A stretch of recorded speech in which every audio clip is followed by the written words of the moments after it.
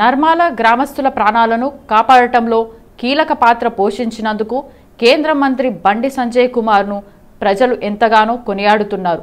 భారీ వర్షాలు వరదల కారణంగా నర్మాల గ్రామంలో చిక్కుకుపోయిన 5 గ్రామస్తులను సురక్షితంగా కాపాడటంలో ఆయన చూపిన చొరవ అభినందనీయం.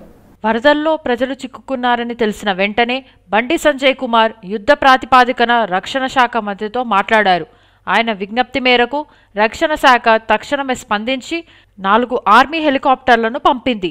ఈ హెలికాప్టర్లలో 2 నర్మాల గ్రామంలో చిక్కుకున్న 5 విజయవంతంగా కాపాడాయి.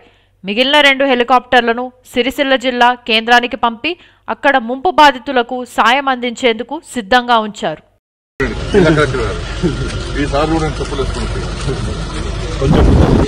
రాజన్న సిరిసిల్ల జిల్లాకు ఈ కలెక్టర్ గారు ఎస్పీ గారు నిజంగా వీళ్ళు గ్రేట్ ఆఫీసర్స్. వాళ్ళు ఏ పార్టీ సంబంధంలో రాజకీయ నాయకులు కాదు వాళ్ళు, కానీ ఒక అధికారులు కష్టపడి పనిచేసినప్పుడు ఒక గొప్ప కార్యంలో సక్సెస్ అయినప్పుడు వాళ్ళు పోరాల్సిన బాధ్యత అందరికీ ఉంటుంది. కాబట్టి వీళ్ళిద్దరికీ నిజంగా వీళ్ళిద్దరు కూడా హ్యాట్స్ ఆఫ్. వీళ్ళిద్దరు కూడా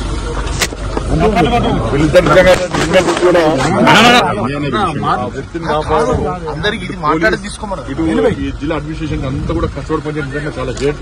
వీళ్ళిద్దరు కూడా అందరు ప్రజల తరఫున మీ ఇద్దరు కూడా హ్యాట్స్ ఆఫ్ సార్. ఇది చాలా గ్రేట్ ఆఫీసర్స్. ఈ పొగుడుతున్నా అని చెప్పి వాళ్ళు ఏదో వాళ్ళు ఈ బీజేపీ కాదు, నా బీఆర్ఎస్ కాదు, నా కాంగ్రెస్ వాళ్ళ అధికారులు సేవ చేసిండ్రు. వాళ్ళని ప్రోత్సహించాలి. ఎవరు సేవ అయితే కింది సిబ్బంది కూడా, వాళ్ళతో పాటు సిబ్బంది కూడా కానిస్టేబుల్స్ కానీ హోంగార్డ్స్ కానీ వీళ్ళ డిపార్ట్మెంట్ అందరూ కూడా కష్టపడి పనిచేసి వాళ్ళిద్దరు కూడా హెచ్చారు. వీళ్ళిద్దరు లేకుంటే వాళ్ళు భయంతో ఏమైతే తెలియదు.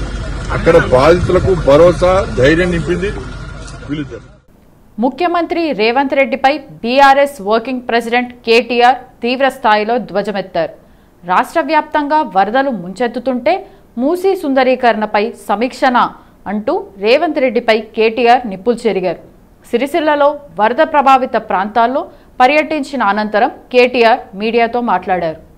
రాబోయే 4 రోజుల పాటు వర్షాలు విస్తారంగా కురుస్తాయని వాతావరణ శాఖ చెబుతుంది. ఈ భారీ వర్షాలు వరదలకు ప్రజలు అవస్థలు పడుతుంటే సీఎం రేవంత్ రెడ్డేమో నిన్న మూసీ సుందరీకరణ మీద రివ్యూ చేసినట్టు చూసాం. ఇవాళనేమో రాష్ట్రానికి ఒలింపిక్ ఎట్లా తేవాలని చర్చిస్తున్నట్టు ఇందాకనే టీవీల్లో చూసాం. రోమ్ నగరం తగలబడుతుంటే నీరో చక్రవర్తి ఫిడేల్ వాయించుకుంటూ కూర్చున్నాడట. అలా రాష్ట్రం వరదల్లో ఉంటే మూసీ సుందరీకరణ ముఖ్యమా? రాష్ట్రానికి ఒలింపిక్ తేవాలని చర్చ చేయడం ముఖ్యమా? ప్రస్తుతం పంట నష్టం ఎంత జరిగింది, ఆస్తి ప్రాణ నష్టం ఎంత జరిగింది, ఎంతమంది విపత్తుల్లో ఉన్నారు అని చూడటం ముఖ్యమా అని కేటీఆర్ ప్రశ్నించారు. శ్రీగాధం మీద నుంచి పోదామని అనుకుంటే ఇక్కడ కూడా దోమకొండ చెరువు తెగిపోయి ఈ రాకపోకలు ఇటువైపు నుంచి కూడా మొత్తం స్తంభించిపోయిన పరిస్థితి. అంటే దాదాపుగా ఇవాళ కామారెడ్డి పట్టణానికి ఆకాశ మార్గం ద్వారా తప్ప రోడ్డు మార్గం ద్వారా పోయే పరిస్థితి ఈరోజు ఈ నిమిషానికి లేదు. అంత ఉధృతంగా ఒకవైపు పలంచవాగు, మరొకవైపు కుడలివాగు, ఇంకోవైపు మానేరు, మొత్తంగా చాలా పెద్ద ఎత్తున ఈ వరదల విపత్తు ఇవాళ రాష్ట్రానికి వచ్చింది. ఇంకా రాబోయే 4 రోజుల పాటు వర్షాలు విస్తారంగా కురుస్తాయని చెప్పి కూడా వాతావరణ శాఖ చెప్తా ఉంది. రాష్ట్ర ప్రభుత్వానికి మరి ఇంత జరుగుతుంటే, ప్రజలు ఇంత అవస్థల్లో ఉంటే రాష్ట్ర ప్రభుత్వం ముఖ్యంగా గౌరవ ముఖ్యమంత్రి గారు మాత్రం నిన్ననేమో మూసీ నది సుందరీకరణ మీద వారు రివ్యూ చేసినట్టుగా చూసినాం. ఇవాళనేమో రాష్ట్రానికి ఒలింపిక్స్ ఎట్లా తేవాలని చెప్పి రివ్యూ చేస్తున్నట్టుగా ఇప్పుడే నేను టీవీలో చూసిన. పరిస్థితి ఎట్లా ఉంది అంటే రోమ్ నగరం తగలబడుతుంటే ఆ చక్రవర్తి ఎవరో ఒక ఆయన నీరో చక్రవర్తి అని ఫిడేలు వాయించుకుంటూ కూర్చున్నాడట. అట్లా రాష్ట్రం వరదల్లో ఉంటే మూసీ సుందరీకరణ ముఖ్యమా, లేకపోతే రాష్ట్రానికి ఒలింపిక్స్ అనే డిస్కషన్ ముఖ్యమా, లేకపోతే ప్రస్తుతం పంట నష్టం ఎంత జరిగింది, ఆస్తి నష్టం ఎంత జరిగింది, ప్రాణ నష్టం ఎంత జరిగింది, ఎంతమంది విపత్తుల్లో ఉన్నారు ఇది చూసుడు ముఖ్యమా? గతంలో టీఆర్ఎస్ ప్రభుత్వం ఉన్నప్పుడు, కేసీఆర్ గారు ముఖ్యమంత్రిగా ఉన్నప్పుడు సామాన్యులను కూడా మేము ఆనాడు ఇరుక్కొని పోతే మంచిర్యాల జిల్లాలో గాని భూపాలపల్లి జిల్లాలో గాని వెంటనే హెలికాప్టర్లు పంపి మరి సామాన్యుల ప్రాణాలు కాపాడడం జరిగింది. ఇవాళ మన హెలికాప్టర్లు, మన రాష్ట్రానికి సంబంధించిన హెలికాప్టర్లు బీహార్లో తిరుగుతున్నాయి, కాంగ్రెస్ పార్టీ ఎన్నికల ప్రచారంలో తిరుగుతున్నాయి, ఇంకెక్కడెక్కడో తిరుగుతున్నాయి తప్ప సామాన్యులకు మాత్రం అందుబాటులో లేదు. ఖమ్మంలో వరదలు వస్తే అక్కడ కొంతమంది లేడీస్ అర్థనాదాలు చేసినా పట్టించుకున్నవాడు లేడు. ఇదివరకు ఖమ్మంలో కూడా హెలికాప్టర్ పంపలేదు, 3 మంత్రులు ఉన్నా. ఈ రోజు ఇక్కడ కూడా చివరికి ఇప్పుడు ఎన్డీఆర్ఎఫ్ హెలికాప్టర్ వచ్చి, నేవీ హెలికాప్టర్ వచ్చి నర్మాలలో చిక్కుకున్న మా వాళ్ళు 5గురిని ఇక్కడ బచాయించిన పరిస్థితి. తెలంగాణ వ్యాప్తంగా భారీ వర్షాలు కురుస్తున్నాయి. పలు జిల్లాల్లో వరద ముంచెత్తుతోంది. వందలాది గ్రామాలు జల దిగ్బంధంలో చిక్కుకున్నాయి. పెద్ద సంఖ్యలో ప్రజలు తమ నివాసాలను వదిలేసి సురక్షిత ప్రాంతాలకు వెళ్తున్నారు. ఈ నేపథ్యంలో సిరిసిల్ల జిల్లాలో వరద ప్రభావిత ప్రాంతాల్లో కేంద్ర మంత్రి Bandi Sanjay, BRS working president KTR పర్యటించారు.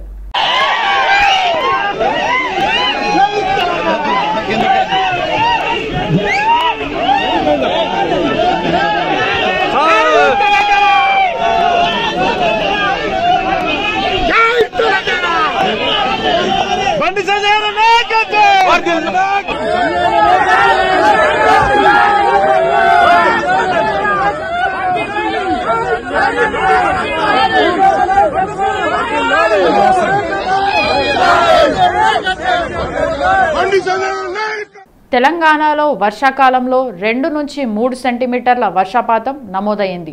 వాతావరణంలో ఏం మార్పులు వచ్చాయో కానీ పడిన దగ్గరే 30 నుంచి 40 సెంటీమీటర్లు కుంభవృష్టి పడి ఊహించనంత వరద వచ్చి గ్రామాలు మునిగిపోయే పరిస్థితి వచ్చింది. వేల ఎకరాలలో పొలాలు కోతకు గురయ్యాయి.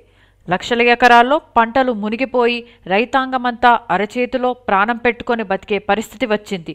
ముఖ్యమంత్రి తక్షణమే స్పందించి దీనిపై పూర్తి స్థాయిలో సర్వే నిర్వహించి రైతాంగాన్ని ఆదుకోవాలి. కట్టుబట్టలతో ఎవరైతే ముంపు ప్రాంతాల నుంచి బయటికి వచ్చారో వారి అవసరాలు తీర్చాలని డిమాండ్ చేస్తున్నాను. ఏం మార్పు వచ్చిందో వాతావరణంలో కానీ పడ్డకానే 30 సెంటీమీటర్లు 40 సెంటీమీటర్ల కుంభవృష్టి పడి క్లౌడ్ బస్ట్ అయిపోయి ఊహించనంత నీరు వచ్చి మొత్తం గ్రామాలే ఇలా మునిగిపోయే పరిస్థితి. వేల ఎకరాల పంట పొలాలు కోతకు గురై లక్షల ఎకరాల్లో పంట మునిగిపోయేటువంటి దారుణమైన పరిస్థితి మనం చూస్తూ ఉన్నాం. రైతాంగం అంతా కూడా ఇలా అరచేతిలో ప్రాణం పెట్టుకొని బతికేటువంటి పరిస్థితి వచ్చింది. ముఖ్యమంత్రి గారు తక్షణమే స్పందించి దీని మీద పూర్తి స్థాయిలో సర్వే నిర్వహించి ఎక్కడెక్కడైతే కొట్టుకపోయినటువంటి పంటలు ఉన్నాయో ఆ రైతాంగానికి ఆదుకోవాలి. ఎక్కడెక్కడైతే వాగుల పక్కపుంటి ఊహించని జాగాలలో వరదలు వచ్చి భూములు కోతైనవి ఉన్నాయో ఆ వేల ఎకరాల భూములు మళ్ళీ పంటలు పండించుకోవడానికి రెస్టోర్ చేయాల్సిన అక్కడ ఉన్నది. ఎక్కడెక్కడైతే మొత్తం ఇళ్లలో నీళ్ళు వచ్చి కట్టుబట్టలతోటి బయటకు వచ్చిందో వాళ్ళందరూ కూడా తక్షణంగా ఆదుకొని వాళ్ళ అవసరాలు తీర్చాల్సినటువంటి బాధ్యత ఉందని చెప్పి భావిస్తూ ఉన్నాం. ఇవాళ అంతేకాకుండా ఇవాళ హైడ్రా లాంటి సంస్థలు పెట్టి ఇట్లాంటి సందర్భాల్లో ఏదైతే ఆదుకుంటా అని చెప్పి మాటిచ్చిందో మొత్తం సిస్టమ్ని అంతా కూడా ఎంగేజ్ చేసి ప్రజలకు ఒక భరోసాని ప్రజలకు ఒక భద్రతని ఇవ్వాల్సిన అక్కడ ఉందని చెప్పి నేను డిమాండ్ చేస్తా ఉన్నాం. ఇప్పటికే భారతీయ జనతా పార్టీగా కూడా మా కార్యకర్తలకు మా నాయకులకు ఎక్కడికక్కడ వరద ముంపుల్లో గురై ఇవాళ ఇబ్బంది పడుతున్న ప్రజానికాన్ని ఆదుకునే పిలుపు కూడా ఇవ్వడం జరిగింది. కాబట్టి ఇట్లాంటి ఈ విపత్కర పరిస్థితులలో చుట్టుపక్కల వాళ్ళు మానవతా దృక్పథంతో వాళ్ళని ఆదుకోవాలని. కేంద్ర రాష్ట్ర ప్రభుత్వాలు యూరియా సరఫరాలో విఫలం చెందిందని మహేశ్వరం ఎమ్మెల్యే సబితా ఇంద్రారెడ్డి అన్నారు. కేంద్రంలో అధికారంలో ఉన్న బీజేపీ ప్రభుత్వం, రాష్ట్రంలో అధికారంలో ఉన్న కాంగ్రెస్ ప్రభుత్వం అన్నదాతను సకాలంలో యూరియా పంపిణీ చేయకుండా రైతులను హరిగోస పెడుతున్నాయని అన్నారు. యూరియా కోసం రైతులు ఉదయం నుంచి బారులు తీరుతున్నారన్నారు. కేంద్ర రాష్ట్ర ప్రభుత్వాలు రైతులను ఇబ్బందులు పెడుతున్నారన్నారు. మహేశ్వరం, కందుకూరు ప్రాథమిక వ్యవసాయ సహకార సంఘాల కార్యాలయాల వద్ద రైతులు యూరియా కోసం క్యూ లైను కట్టారు. యూరియా సమస్య గురించి సబితా ఇంద్రారెడ్డి రైతులను అడిగి తెలుసుకున్నారు. పోలీసుల చేత రైతులకు టోకెన్లు ఇస్తున్నారన్నారు. అంటే ఈ రోజు 220 మెట్రిక్ టన్స్ రేపు మాకు ఇందాక వచ్చింది. దాంట్లో వెళ్ళి వీళ్ళకు అంటే కొంచెం కందుకూరు ఎక్కువమంటాను మాకు వచ్చినట్టుగా వీళ్ళకంటే ఇంకా కూడా ఎక్కడైనా ప్రజల ప్రాంతాలు పంపిస్తున్నాము. కందుకూరు ఎక్కువ పెట్టిస్తాను. అది ఇప్పుడు మార్నింగ్ 6 o'clock వచ్చారట వీళ్ళు. 6 నుండి ఇక్కడ ఉన్నారు. టోకన్స్ ఇచ్చున్నారు. అట్లా నిల్చొని ఉన్నారు. లేడీస్ ఉన్నారు చాలా మంది. ఎక్కడి నుండి ఇక్కడ అడ్జస్ట్ చేయండి, కొంచెం పంపించండి. పంపించండి.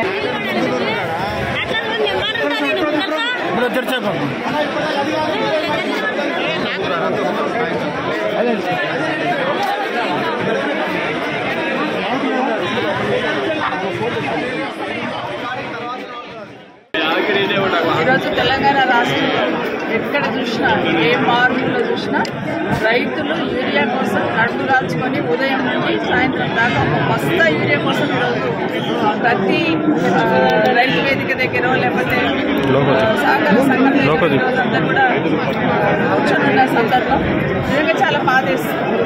ఎందుకంటే కేసీఆర్ గారు ఉన్నప్పుడు వర్షం చిక్కులు పడితే చాలు రైతు బంద్ వేయాలి, వర్షం చిక్కులు స్టార్ట్ అయితే చాలు యూరియా రెడీగా పెట్టుకుని వర్షం ఎండాకాలంలోనే ఒక 2 నెలల ముందు సీజన్ రాకముందే మాకంతా కూడా ప్రిపేర్ చేస్తుంది. ఎరువులు తెచ్చి పెట్టుకోండి, మీకు ఎంత పడుతుంది డిమాండ్ చూసుకోండి, ఎన్ని ఎకరాల వరి వేస్తున్నారు, ఎన్ని ఎకరాల మక్క వేస్తున్నారు, ఇదంతా లెక్క చూసుకోండి. ప్రతి రైతు వేదిక దగ్గర ఎన్ని ఎకరాలు ఉందని చూసుకొని లెక్క చూసుకొని రెడీగా పెట్టుకోండి ఎరువు అని చెప్తుంది మాకు యూరియా అంతా. కానీ ఇప్పుడు ఈ ప్రభుత్వం వచ్చిన తర్వాత కనీసం ఒక స్ట్రాటజీ, కనీసం గతంలో ఉన్న రైతు వేదిక దగ్గర ఉన్న అగ్రికల్చర్ ఆఫీసర్సే ఉన్నారు, వాళ్ళ దగ్గర కరెక్ట్గా డాటా ఉంది. ప్రతి రైతు వేదిక దగ్గర ఉన్న రైతు అగ్రికల్చర్ ఆఫీసర్స్ దగ్గర వాళ్ళ దగ్గర డాటా ఉంటుంది. ఎన్ని ఎకరాల వరి వేస్తారు, ఉదాహరణకు అందుకొని తీసుకుంటే ఎన్ని ఎకరాల వరి వేస్తారు, ఎన్ని ఎకరాల మేజ్ అంటే మొక్కజొన్న వేస్తారు అనేది క్లియర్గా ఉంది వాళ్ళ దగ్గర. ఆ డాటా తీసుకుంటే ఎన్ని సంచుల యూరియా కావాలనేది తెలుస్తుంది. ఇప్పుడు ఒక కందుకూరు మండలి తీసుకుంటే 4000 బస్తాలు కావాలంట, బట్ వచ్చింది ఎంత 400 బస్తాలు. ఏమైపోతారు రైతులు? టైంకి ఎరువులు అయిపోతే పంట కూడా రాదు. వాళ్ళు చెప్పేది అదే లేడీస్ అంతా 4-5 రోజులు డిలే అయితే మా పంట కూడా రాదు, తర్వాత మీరు 100 బస్తాలు ఇచ్చిన పక్క వేస్తాను.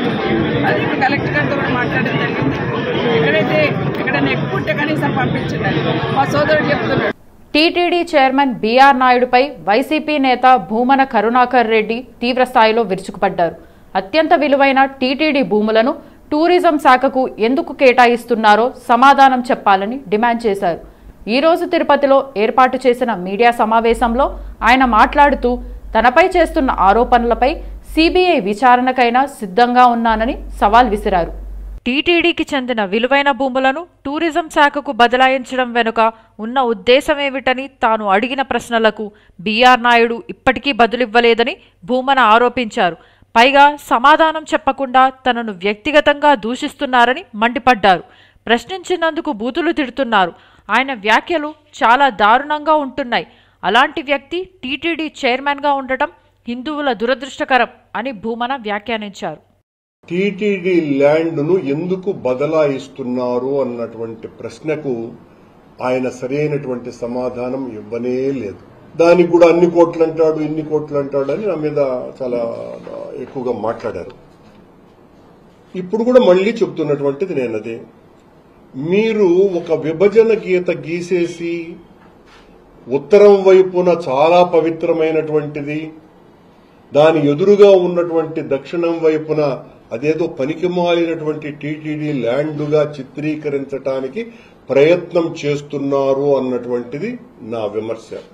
ఎదురుగా ఉన్న ఆ స్థలంలో వెంకటేశ్వర స్వామి వలన, ఆయన కృప వలన, దయ వలన, దాక్షిణ్యం వలనే లక్షలాది మందికి నేత్రదానం జరగటానికి ఆయన ఇచ్చినటువంటి స్థలమే కారణము.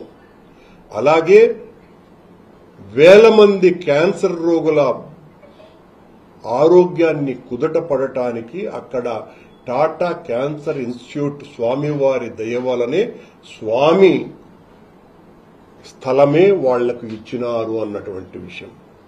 ఈ వైపున అరవిందో హాస్పిటల్, ఆ వైపున క్యాన్సర్ హాస్పిటల్, అటు తర్వాత ముందున రూయా హాస్పిటల్. దాదాపు 70 సంవత్సరాలుగా తిరుపతి, రాయలసీమకే తలమానికంగా వాళ్లు చేస్తున్నటువంటి సేవ, తద్వారా కోట్లాది మంది అనారోగులందరూ కూడా రోగులుగా మారింది. అది కూడా టీటీడీ స్థలమే.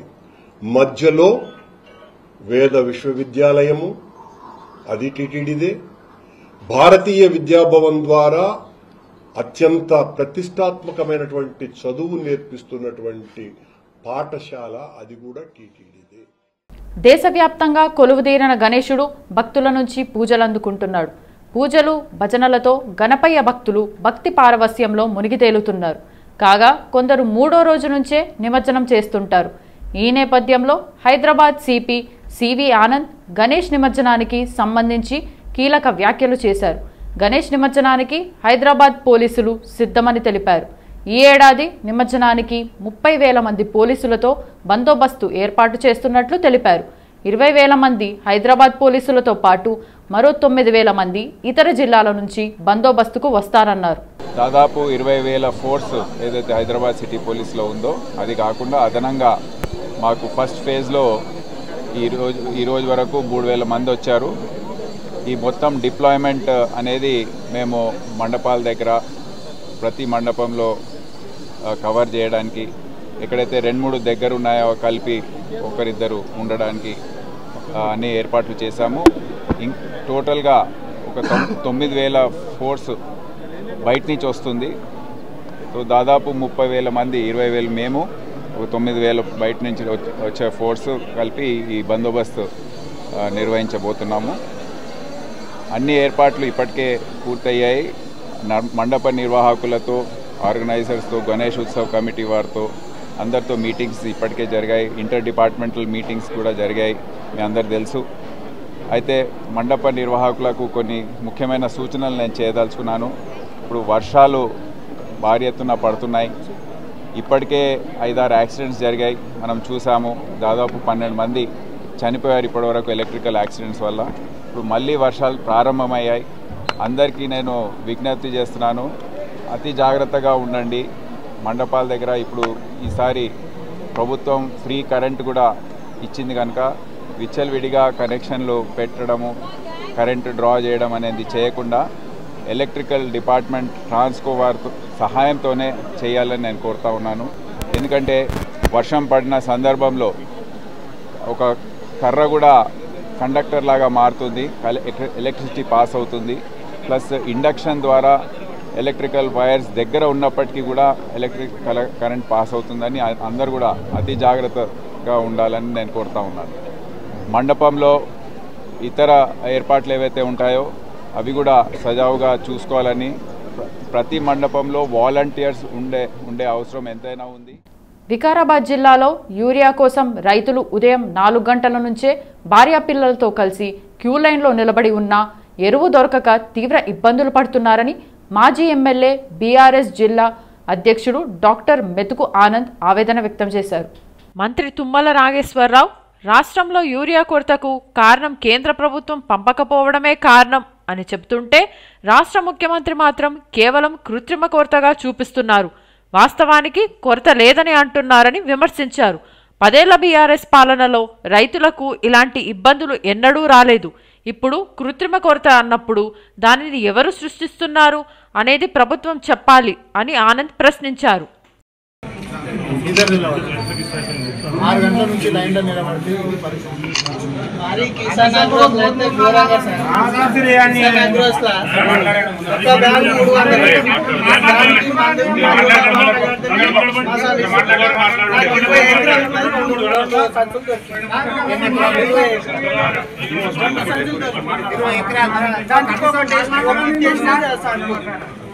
మళ్ళా